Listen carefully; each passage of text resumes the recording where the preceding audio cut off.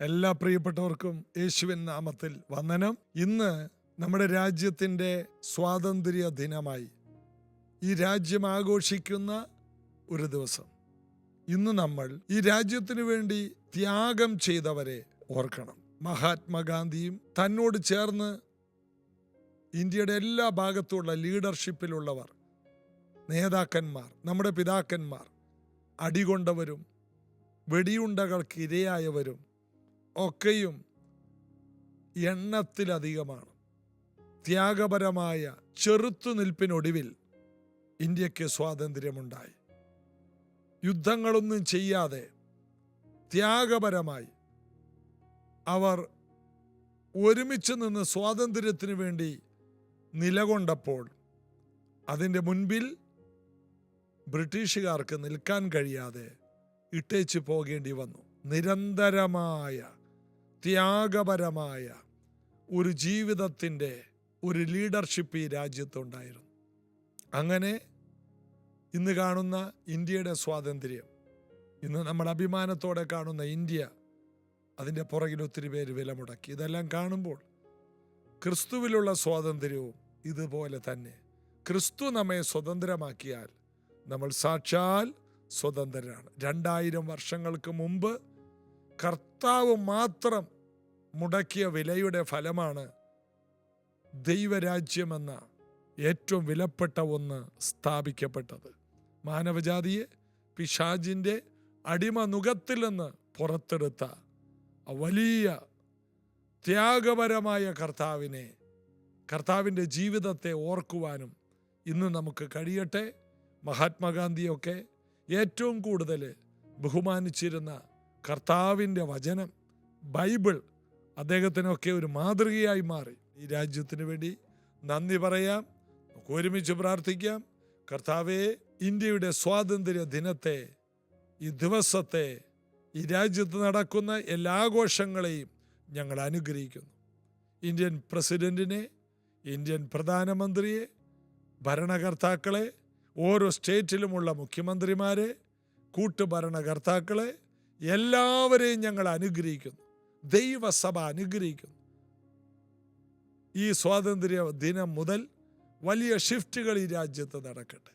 അനുഗ്രഹിക്കുന്നു. ഉയർച്ചകൾ ഉണ്ടാകട്ടെ. സമൃദ്ധിയുള്ള രാജ്യമാകട്ടെ. എല്ലാവർക്കും ബിസിനസ്സുകൾ ഉണ്ടാകട്ടെ. നല്ല ജോലി വരുമാനങ്ങൾ ഉണ്ടാകട്ടെ. ഇനിയും നല്ല വിദ്യാഭ്യാസ സൗകര്യങ്ങൾ ഇവിടെ വർദ്ധിച്ചു വരട്ടെ. യേശുവിൻ നാമത്തിൽ ആമേൻ.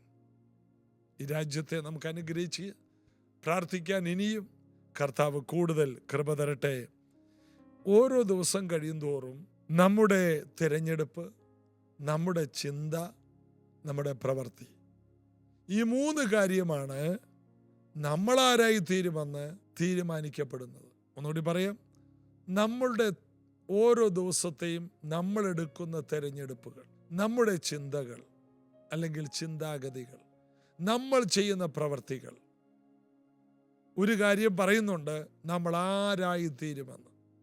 ഒരുവൻ മഹാനായി തീരുമെന്ന് അവൻ്റെ പ്രവൃത്തികളിലൂടെയും അവൻ്റെ വാക്കുകളിലൂടെയും നമുക്കറിയാം. ചിലരുടെ പ്രസംഗങ്ങൾ അവരാരായി തീരുമെന്ന് ദേശത്തെ മനസ്സിലാക്കി കൊടുത്തിട്ടുണ്ട്. അവരുടെ വായിൽ നിന്ന് വരുന്ന വാക്ക്, അതായത് അവരുടെ ചിന്തകളാണ് അവരുടെ വാക്കുകളാകുന്നത്. അവരുടെ വാക്കുകളാണ് അവരുടെ പ്രവർത്തികളായി മാറിയത്.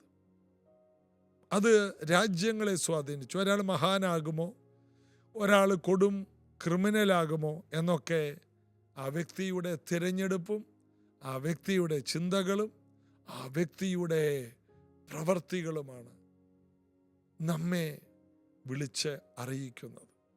അതുകൊണ്ട് നമ്മുടെ തീരുമാനങ്ങൾ, തിരഞ്ഞെടുപ്പുകൾ സൂക്ഷിക്കുക. നമ്മുടെ ചിന്തകളെ സൂക്ഷിക്കുക. നമ്മുടെ പ്രവർത്തികളെ സൂക്ഷിക്കുക. ദൈവികമായതാണെങ്കിൽ അതെല്ലാം അനുഗ്രഹമാകും. മോശ മിസ്രൈമിലെ നിക്ഷേപങ്ങളെക്കാൾ ക്രിസ്തുവിൻ്റെ നിന്ന വലിയ ധനമെന്ന് പറഞ്ഞത് തിരഞ്ഞെടുത്തു. നല്ല ചിന്തകളുണ്ടായിരുന്നു ദൈവരാജ്യം സംബന്ധിച്ച്. നല്ല പ്രവർത്തികൾ ദൈവം അവന് കൊടുത്തു. അത്ഭുത പ്രവർത്തികൾ. അവൻ മഹാനായി മാറി, ദൈവ പുരുഷനായി മാറി. അതുപോലെ ഇത് കേൾക്കുന്ന ഓരോ വ്യക്തികൾക്കും കർത്താവിലുള്ള ചിന്തകളും വാക്കുകളും പ്രവൃത്തികളും നിറഞ്ഞു നിൽക്കട്ടെ എന്ന് ഞാൻ പ്രാർത്ഥിക്കും. കർത്താവിൽ ആശ്രയിക്കാം. ആമേൻ. ഇന്ന് നമ്മൾ റോമലേഖനം 10-ാം അധ്യായത്തിൽ 19 മുതൽ ഒന്ന് വായിച്ച് ഇന്നങ്ങടെ അവസാനിപ്പിക്കാം. എന്നാൽ ഇസ്രായേൽ ഗ്രഹിച്ചിട്ടില്ലയോ എന്ന് ഞാൻ ചോദിക്കുന്നു. ജനമല്ലാത്തവരെ കൊണ്ട് ഞാൻ നിങ്ങൾക്ക് എരിവ് വരുത്തും, മൂഢജാതിയെ കൊണ്ട് ഞാൻ നിങ്ങൾക്ക് കോപം ജനിപ്പിക്കും എന്ന് ഒന്നാമത് മോശ പറയുന്നു. ജനമല്ലാത്തവരെ കൊണ്ട് നിങ്ങൾക്ക് എരിവ് വരുത്തും, മൂഢജാതിയെ കൊണ്ട് നിങ്ങൾക്ക് കോപം ജനിപ്പിക്കും. നമ്മുടെ കാര്യം മോശ നേരത്തെ എഴുതി വെച്ചു. ജനമല്ലായിരുന്നു. അങ്ങനെ ജനമല്ലാത്തവരെ കൊണ്ട് എരിവ് വരുത്തി, മൂഢജാതിയെ കൊണ്ട് കോപം ജനിപ്പിച്ചു. യഹൂദന്മാർ ആ കാലത്ത് ഏറ്റവും കൂടുതൽ ദേഷ്യപ്പെട്ടിരുന്നത് ദൈവസഭയെ കൊണ്ടാണ്. കാരണം ദൈവസഭയിൽ മുഴുവനും ആരൊക്കെയാണ്? ജാതികളാണ്. അതുകൊണ്ടാണ് പൗലോസ് യെരുശലേമിൽ വന്നപ്പോൾ യവനന്മാരുടെ കൂട്ടത്തെ ദേവാലയത്തിൽ കൊണ്ടുവന്ന് ദേവാലയം തീണ്ടിച്ചു എന്ന് പറഞ്ഞവനെ പിടിച്ചു, അവനെ അടിച്ചു, അവനെ വിസ്തരിച്ചു. എന്താണ്? ജാതികളെ ദേവാലയത്തിൽ കയറ്റിയത്. അതായത് രക്ഷിക്കപ്പെട്ട വിശുദ്ധന്മാരായ പൗലോസിന്റെ സ്നേഹിതരെ യഹൂദന്മാർ കണ്ടത് ജാതികളായിട്ട് തന്നെയാണ്. എന്തിന്? യഹൂദ ക്രിസ്ത്യാനികൾ പോലും ജാതികൾ രക്ഷിക്കപ്പെട്ടാൽ പരിച്ഛേദന ഏൽക്കണം എന്ന് അവർ വാദിച്ചു. അപ്പൊ അങ്ങനെ ജാതികൾ രക്ഷിക്കപ്പെട്ടപ്പോൾ ഭയങ്കര തർക്കങ്ങളും വിപ്ലവങ്ങളും ഒക്കെ ഉണ്ടായി. എന്താ കാരണം? യഹൂദന്മാരുടെ മാത്രം സ്വന്തം സ്വാർത്ഥമായ സമ്പത്തായി അവർ യേശു ക്രിസ്തുവിനെ കണ്ടു.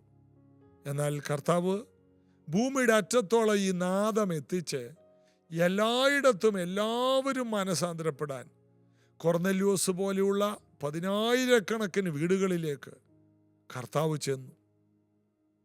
ഇറാനിൽ തന്നെ ഒരു ദിവസം 17,000 വീടുകളിൽ ഒരുമിച്ച് കർത്താവ് പ്രത്യക്ഷനായി. കാരണം അവിടെ സുവിശേഷം അറിയിക്കാൻ ആരുമില്ലായിരുന്നു. ഇന്ന് ഇറാനൊക്കെ ഏറ്റവും കൂടുതൽ ജനങ്ങൾ രക്ഷിക്കപ്പെടുന്ന സ്ഥലമാണ്. ഇറാഖ് ജനങ്ങൾ ഏറ്റവും കൂടുതൽ രക്ഷിക്കപ്പെടുന്ന സ്ഥലമാണ്. ചൈന ജനങ്ങൾ ഏറ്റവും കൂടുതൽ രക്ഷിക്കപ്പെടുന്ന സ്ഥലമാണ്. മൂഢജാതിയെ കൊണ്ട് എരിവ് വരുത്തുന്ന കർത്താവ്.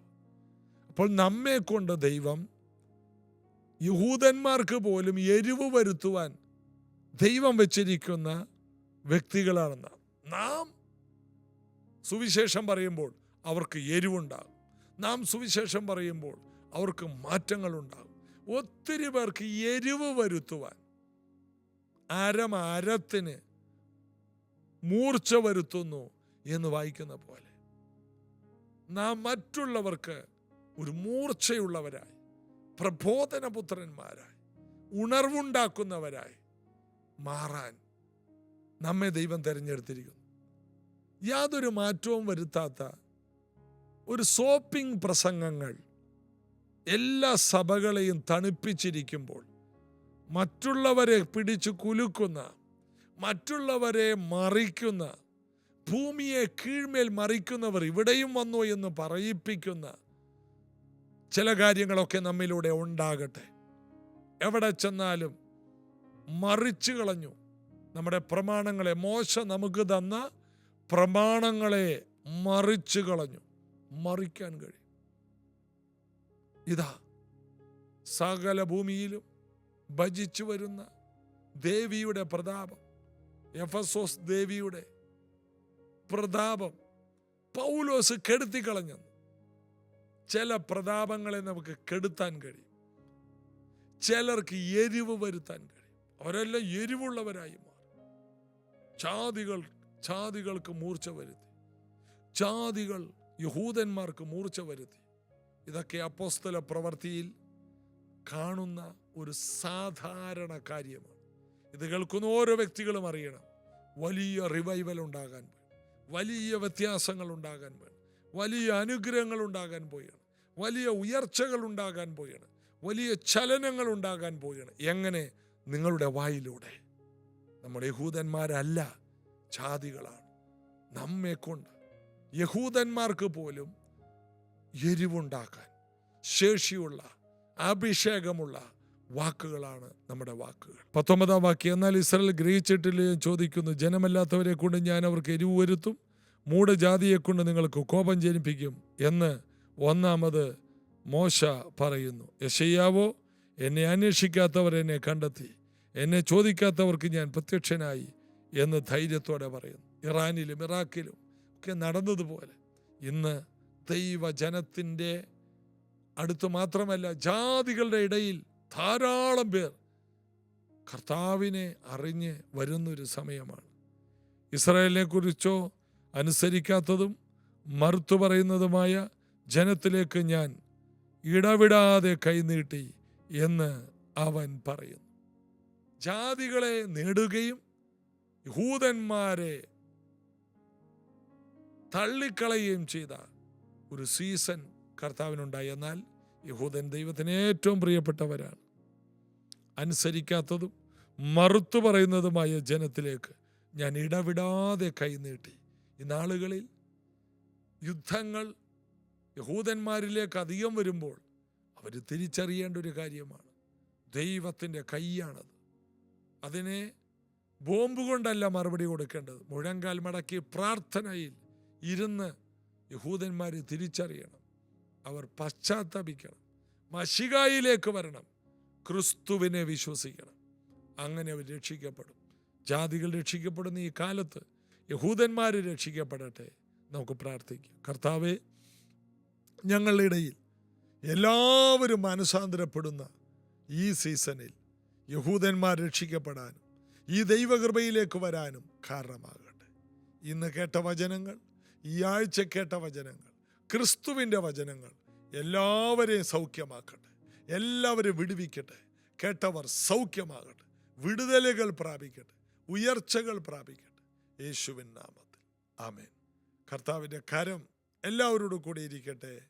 നാളെ നമുക്ക് അനുഗ്രഹിക്കപ്പെട്ട സഭായോഗം രാവിലെ 8 മണിക്കുണ്ട്.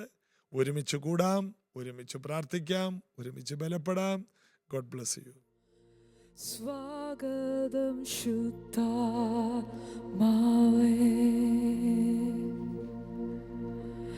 നിന്റെ സാന്നിധ്യത്തിൽ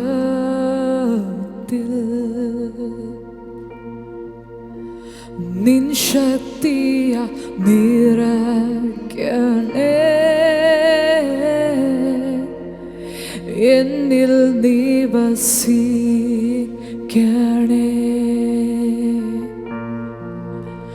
സ്വാഗതം ശുദ്ധാത്മാവേ,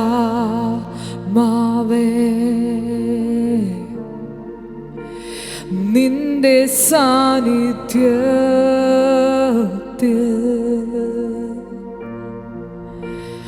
നിൻ ശക്തിയ നിറയ്ക്കണേ,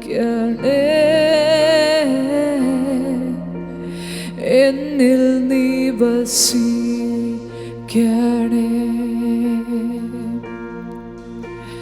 നീ തന്നെ ജീവജലം,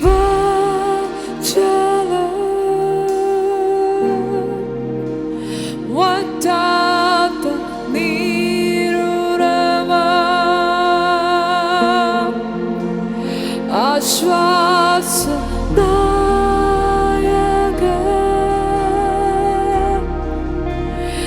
എന്നിൽ നീ വസിക്കണേ.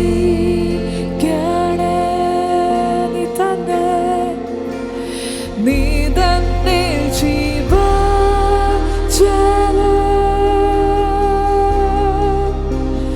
വറ്റാത്ത നീരുറവ, ആശ്വാസദായകൻ,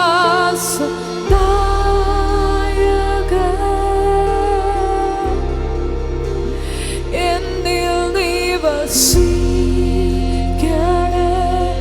Welcome Holy Spirit, welcome Holy Spirit.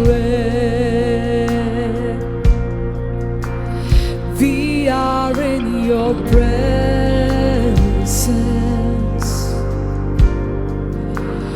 Fill us with your power. Live inside of me. Welcome Holy Spirit, welcome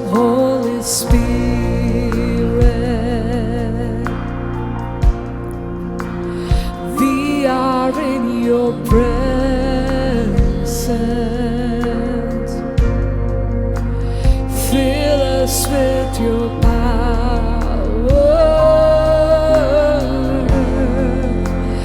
Live inside of me. You're the living water. You're the living water. Never try it fountain.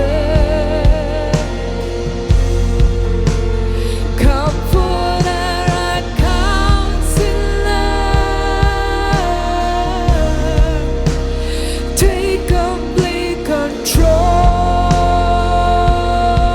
You're the living water. Never try a fountain. Comforter and counselor. Take complete control.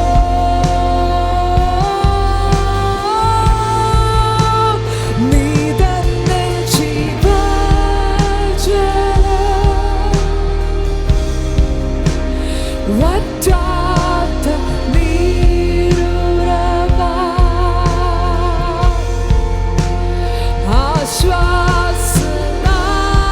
ആശ്വാസനായകൻ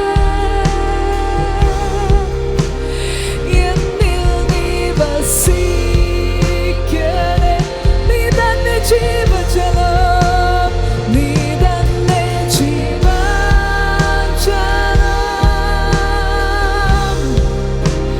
വറ്റാത്ത നീരുറവാ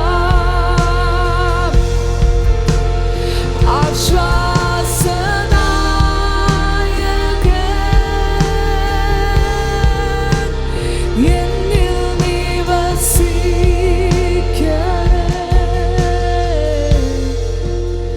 സ്വാഗതം ശുദ്ധാത്മാവേ.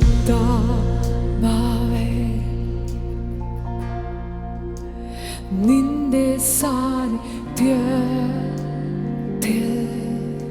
ശക്തിയ നിൻ ശക്തിയ നിറയ്ക്കണേ. എന്നിൽ നീ വസിക്കണേ.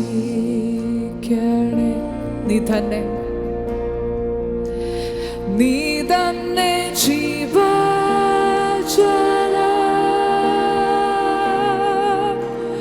വറ്റാത്ത നീരുറവാ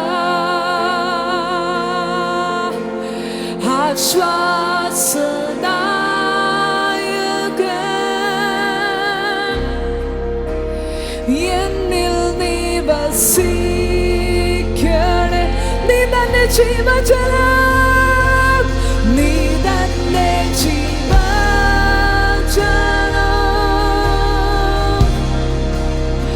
വറ്റാത്ത നീരുറവാ ശേഖരമാസേ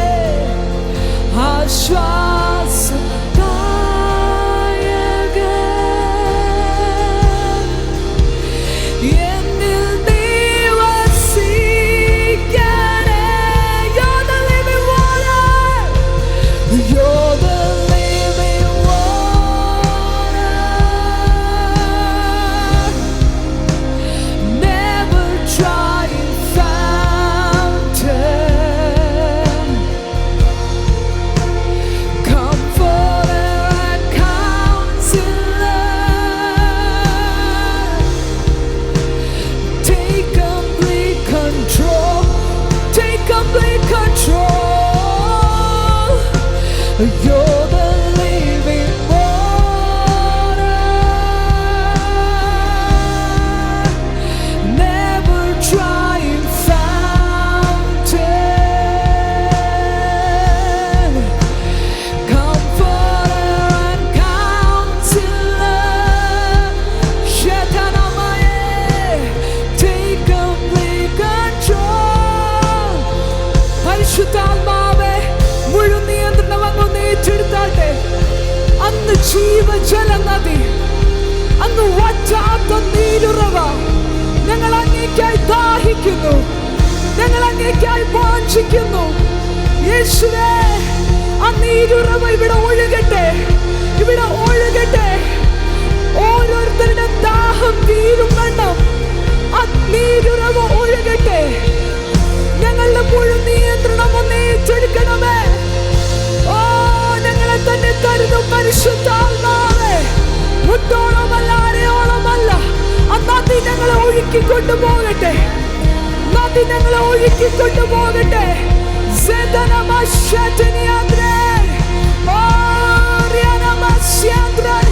പരിശുദ്ധാത്മാവേ, അങ്ങയുടെ ഹിതം പോലെ ഇന്ന് ഞങ്ങളെ നയിച്ചാട്ടെ, ഞങ്ങളുടെ ജീവിതത്തെ നയിച്ചാട്ടെ. ഓ, നീ തന്നെ ജീവജലം, നീ തന്നെ ജീവജലം.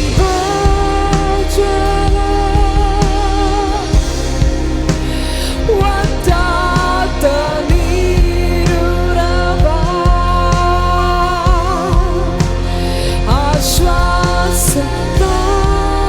ആശ്വാസദായകൻ, എന്നിൽ നീ വസിക്കണേ.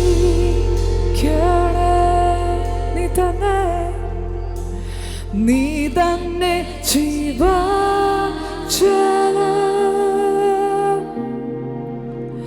വറ്റാത്ത നീരുറവ, ആശ്വാസദായകൻ.